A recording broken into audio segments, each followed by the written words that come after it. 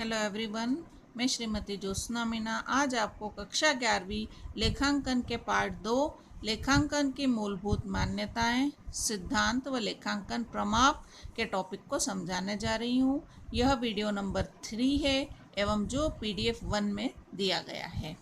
तो इसमें आज का टॉपिक है सर्वप्रथम लेखांकन सिद्धांतों का अर्थ।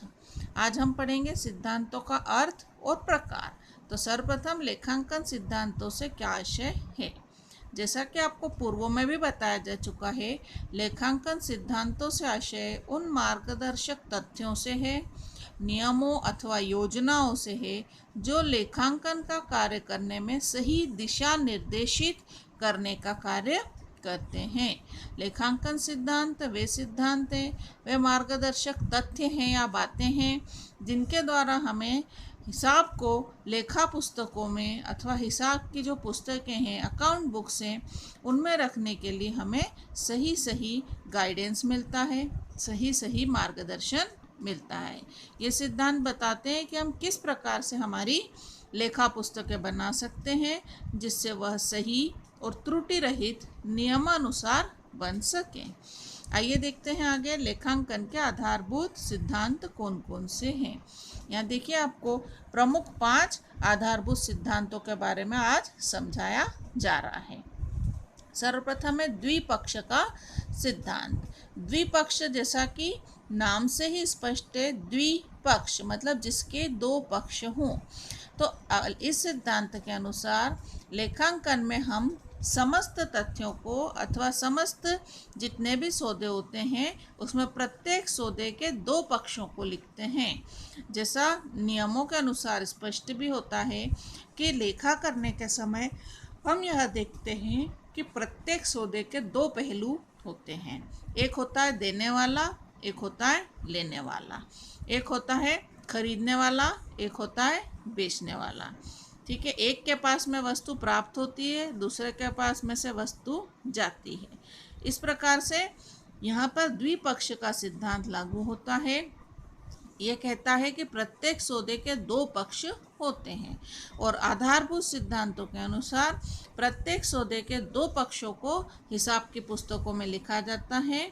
आने वाला, जाने वाला, देने वाला, लेने वाला। तो इनमें एक पक्ष को कहा जाता है डेबिट पक्ष और दूसरे को कहा जाता है क्रेडिट पक्ष। तो इस प्रकार लेखा सिद्धांतों के अनुसार द्विपक्ष के सिद्धांत का पालन करते हुए पुस्तकों को लिखा जाता है। प्रत्येक सौदे को 2 पक्षों में लिखा जाता है, न कि एक पक्ष में। दूसरा है सत्यापन योग्य वस्तुनिष्ठता का सिद्धांत। सत्यापन से अर्थात जिसे आप जांच सकें, जिसकी सत्यता को आप चेक कर सकें, पहचान सकें, जिसकी सत्यता को सिद्ध कर सकें। तो सत्यापन योग्य वस्तुनिष्ठता का सिद्धांत यह बताता है कि हम लेखांकन की पुस्तकों में जितनी भी बातें लिखते हैं, प्रत्येक बात की प्रत्येक तथ्य की सत्यापन किया जा सके, अर्थात उसकी सत्यता को सिद्ध किया जा सके। जितने भी तथ्य हम लेखा पुस्तकों में लिखते हैं उन सभी को किसी न किसी प्रामाणिक कागज अथवा दस्तावेज के आधार पर लिखा जाना चाहिए। यह ध्यान देने योग्य बात है कि सत्यापन योग्य वस्तुनिष्ठता का सिद्धांत यह बताता है कि हम जो भी बातें हम लिखते हैं उनकी सत्यता को सिद्ध किया जा सके। जितनी भी, जैसे मान लो हमने कोई क्रय लिखा तो क्रय हुआ है या नहीं, इसको प्रमाणित करने का क्या आधार होगा। तो क्रय को प्रमाणित करने का यह आधार होगा कि क्रय की जो रसीद है वो रसीद जब हम वस्तु को खरीदते हैं तो खरीदने के समय की जो भी रसीद होगी वह रसीद के माध्यम से आप इसको सत्यापित कर सकते हैं, आप इसको सिद्ध कर सकते हैं कि आपका सौदा हुआ है या आपके सौदा आपने किया है, आपने वास्तव में इस वस्तु को खरीदा है, झूठ नहीं लिखा है। तो सत्यापन योग्य वस्तुनिष्ठता का सिद्धांत।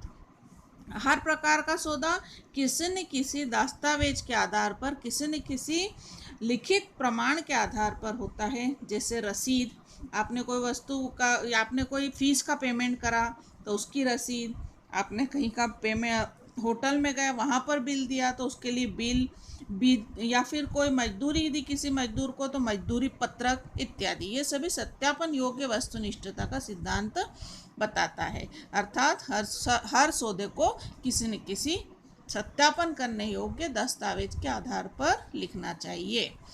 तीसरा है ऐतिहासिक लागत का सिद्धांत। ऐतिहासिक मतलब इतिहास अर्थात पुरानी बात। ऐतिहासिक लागत का सिद्धांत मतलब भूतकाल में हुई घटना। तो यहाँ पर यह सिद्धांत बताता है कि हम हमारी लेखा पुस्तकों में केवल उन्हीं बातों को लिखते हैं जो कि हम पूर्व में कर चुके। भविष्य में होने वाले किसी भी सौदे को नहीं लिखा जाता। हमने उसको प्राप्त करने के लिए, किसी भी वस्तु को खरीदने के लिए या प्राप्त करने के लिए जितना धन दिया हो या जितना धन चुकाने का सौदा किया हो उसे ही हम दिखाते हैं। भविष्य में बाद में वह वस्तु कितने की हो जाती है इस बात से हमें कोई ध्यान रखने की, इस बात को से हमें कोई लेना देना नहीं होता। हमें यह देखना है कि जिस समय हमने उसे खरीदी थी उस समय वह वस्तु कितने की थी, तो हम उसे ऐतिहासिक लागत पर मतलब पूर्व में जब सौदा हुआ था तब खरीदे गए मूल्य पर दिखाते हैं। अगला है आगम अथवा लागत की तुलना का सिद्धांत। आगम अथवा लागत की तुलना का सिद्धांत यह बताता है कि हमारे पास में आगम अर्थात जितना पैसा हमें विक्रय से प्राप्त हुआ वो, लागत अर्थात जितना हमने खर्च करा वो, अर्थात जितना धन हमें प्राप्त हुआ और जितना हमने उसके ऊपर खर्च करा, इन दोनों की जब तुलना करते हैं, क्रय और विक्रय की जब तुलना करते हैं तो हमें वहाँ पर सकल लाभ प्राप्त होता है अथवा कुल लाभ की प्राप्ति होती है। आगम और लागत की तुलना के बिना हम लाभ प्राप्त नहीं कर सकते। और अंतिम है पूर्ण प्रकटीकरण का सिद्धांत। पूर्ण प्रकटीकरण का सिद्धांत यह बताता है कि हम जितना भी लेखांकन में जितने भी सौदे करते हैं अथवा लेन देन करते हैं अथवा धन संबंधी बातें होती हैं, उन सभी तथ्यों को पूर्णतः प्रकट करना आवश्यक है। उन सभी बातों को पूर्ण रूप से लेखांकन में लिख देना चाहिए। किसी भी प्रकार की कोई बात, कोई तथ्य, कोई सौदा पुस्तकों में से लिखने से छुपाना नहीं चाहिए। अर्थात जो हमने लेन देन करा, जो हमने धन से संबंधित कार्य करा, जो हमने सौदे करे, वो सब हमारी लेखा पुस्तकों में पूर्ण रूप से प्रकट करना चाहिए, अर्थात सही सही रूप से लिख देना चाहिए। तो इस प्रकार आज के इस टॉपिक में हमने पढ़ा लेखांकन सिद्धांतों का अर्थ एवं अर्थ के साथ लेखांकन के विभिन्न 5 प्रकार के महत्वपूर्ण सिद्धांत, जिसमें था द्विपक्षीय का सिद्धांत, सत्यापन योग्य वस्तुनिष्ठता का सिद्धांत, लेखांकन ऐतिहासिक लागत का सिद्धांत, आगम और लागत की तुलना का सिद्धांत और पूर्णतः प्रकटीकरण का सिद्धांत। इस प्रकार आज के टॉपिक में हमने ये 5 प्रमुख सिद्धांत पढ़े। धन्यवाद।